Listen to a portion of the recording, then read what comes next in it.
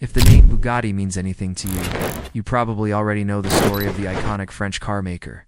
You might even have heard about the extravagant personality and engineering genius of its founder, Ettore Bugatti. But have you ever wondered how this larger-than-life figure got started? What kind of childhood and early life experiences influenced him to pursue his passion? How did he go from a small village in northern Italy to becoming one of the most successful car makers of all time? Join me as we take a closer look at Ettore Bugatti's family and childhood, and discover the origins of the great man behind the great cars. Growing up in Milan, Ettore Bugatti never lacked anything thanks to his father's successful work as a furniture designer. And yet he was not the happy, carefree child you would expect. See, when he was only 12, Ettore's mother passed away, leaving his father to raise him and his two younger brothers, Rembrandt and Carlo, all on his own. The boys were incredibly close. So much so that Carlo once designed a wooden scooter with a hood for Rembrandt to ride around in style. But their carefree days were brought to an abrupt halt when their father remarried. Unfortunately, their new stepmother didn't get along well with her stepsons, and often sent them out of the house for long periods. One might say she tried to fill the role of a disciplinarian, but she went overboard. The boys couldn't even stay inside the house if they wanted to do some reading. No wonder they preferred spending most of their time outside. To make matters worse, Ettore's father, though a renowned craftsman, had a short temper and a drinking problem. He passed those traits on to his eldest son, who became prone to outbursts of anger in his adulthood. As if that weren't enough, young Ettore was constantly reminded of his humble beginnings. You see, he was born out of wedlock, and the shame surrounding his birth led his father to give him the last name of Bugatti, a common surname in northern Italy, instead of Carlo, the family name. So needless to say, Ettore's early years were far from easy. Yet somehow he excelled in his studies and became one of the best students in his school. He loved solving geometry problems, but he was also curious about other subjects, especially physics, mechanics, and philosophy.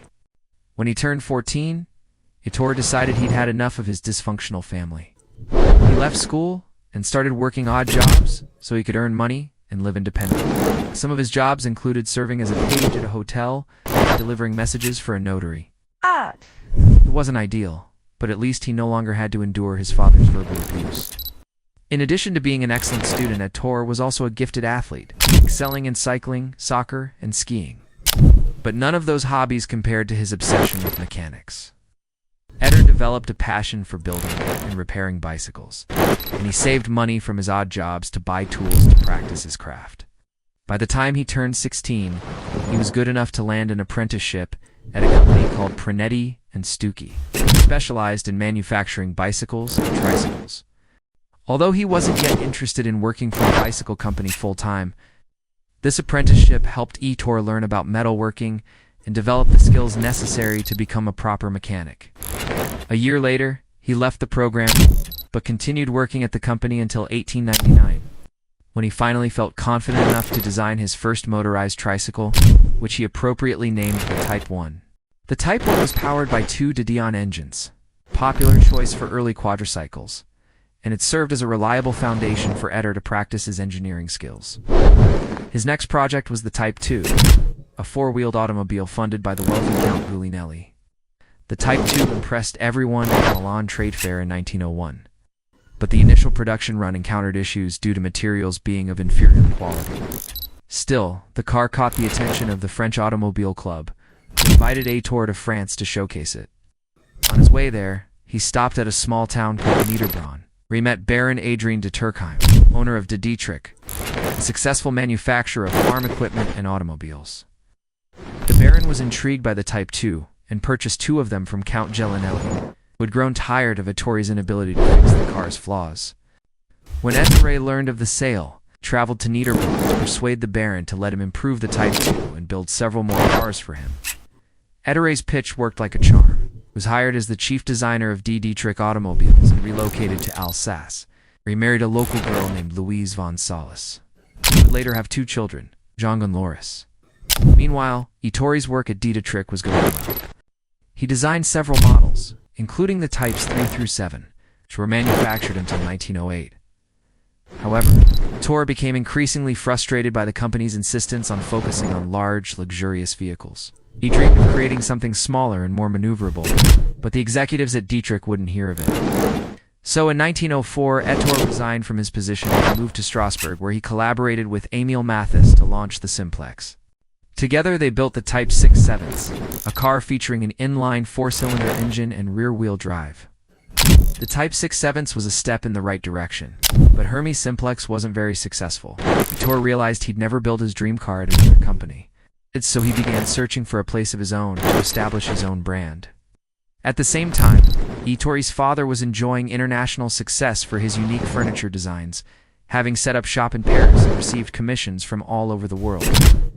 Though estranged for many years, Ettore and his father had reconciled, and in 1907, Ettore's father bought a house near Molsheim for the family to reunite.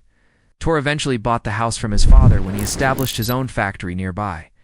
It was here that Ettore designed the Type 10, the car that would make his name. After completing the Type 10, Ettore submitted a proposal to the French government to open a factory in Molsheim. He envisioned a factory that would produce not only automobiles, but also aircraft and other metal products.